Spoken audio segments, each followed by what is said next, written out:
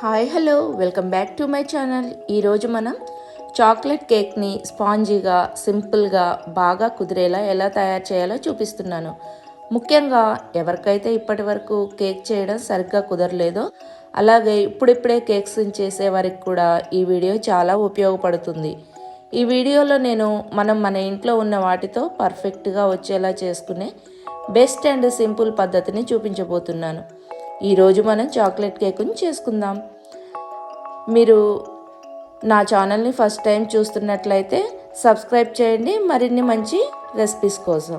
మరి వీడియోలోకి వెళ్దాం. ముందుగా కేక్ మౌల్డ్ని తీసుకొని దానికి ఇలా ఆయిల్ అప్లై చేసి ఇప్పుడు కొంచెం మైదా పిండి వేసి ఆ కేక్ మౌల్డ్ని ఇలా డస్ట్ చేసి పక్కన పెట్టుకోవాలి. అలానే ఒక అన్నం వండే గిన్నె మందపాటికి తీసుకొని దానిలో ఒక మనం గిన్నెల కింద పెట్టే స్టాండ్స్ ఉంటాయి కదా, ఆ స్టాండ్ పెట్టేసి ఒక 10 నిమిషాలు మూత పెట్టి దీన్ని ప్రీ హీట్ చేసుకోవాలి. ఈ ప్రీ హీట్ మనం కేక్ మీడియం ఫ్లేమ్లో చేయాలి అనుకున్నట్లయితే మీడియం ఫ్లేమ్లో చేయాలి, లో ఫ్లేమ్లో చేయాలి అనుకుంటే లో ఫ్లేమ్లో చేసుకోవాలి. అప్పుడే కేక్ అనేది బాగా ఉడికిపోతుంది. మూత పెట్టేసి దీన్ని ఒక 10 నిమిషాలు మీడియం ఫ్లేమ్లో హీట్ చేస్తున్నాను. ఇప్పుడు మిక్సీ జార్ తీసుకొని ఇందులో ఒక 2 గుడ్లు వేసాను, చూసారు కదా. అలానే దీనిలోనే ఒక హాఫ్ కప్పు మీద ఒక టేబుల్ స్పూన్ షుగర్ తీసుకున్నాను. అలాగే tea spoon vanilla essence, oil వచ్చి పావు కప్పు మీద ఒక టేబుల్ స్పూన్ తీసుకున్నానండి. ఇక్కడ మనం ఎగ్స్తో చేస్తున్నాం కాబట్టి ఈ కొలతలతో చేసుకుంటే కేక్ చాలా బాగా కుదురుతుంది.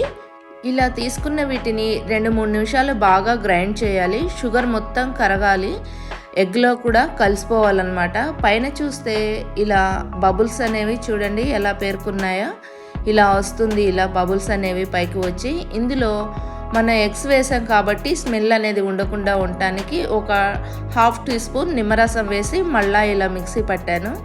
చూసారు కదా, ఈ కన్సిస్టెన్సీ అనేది ఇలా ఉంటే కేక్ బ్యాటర్లో కలుపుకోవడానికి మనకి సరిపోతుందన్నమాట. పర్ఫెక్ట్గా ఉంది. ఇప్పుడు దీన్ని మిక్సింగ్ బౌల్లో తీసుకోవాలి. ఇలా తీసుకున్నాక ఇందులో జల్లించిన 1 కప్పు మైదా పిండి, 1 table spoon baking powder, 1 tea spoon వంట సోడా, చిటికెడు ఉప్పు, 2 టేబుల్ స్పూన్ల చాక్లెట్ పౌడర్ వేసి బాగా కట్ అండ్ ఫోల్డ్ మెథడ్లో కలుపుతూ బాగా మిక్స్ చేయాలి. ఇలా కలపడం కష్టంగా అనిపిస్తే విస్కర్తో ఒకే డైరెక్షన్లో తిప్పుతూ కలపవచ్చు. ఇలా అన్నీ బాగా ఉండలు లేకుండా కలుపుకోవాలి. చూసారు కదా, ఇలా కలుపుకున్న తర్వాత దీనిలో హాఫ్ కప్పు మిల్క్ని కొంచెం కొంచెం వేస్తూ కలపాలి. కన్సిస్టెన్సీ చూస్తూ కలిపితే పల్చగా మరీ చిక్కగా కాకుండా ఇది రిబ్బన్ కన్సిస్టెన్సీలో వస్తుంది. చూసారు కదా, ఇలా మంచిగా రిబ్బన్ కన్సిస్టెన్సీ ఇలా చూసుకుంటే మనం ఇలా ఉండాలన్నమాట. దీన్ని మనం రెడీ చేసి పెట్టుకున్నటువంటి కేక్ మౌల్డ్లోకి వేసుకుందాము.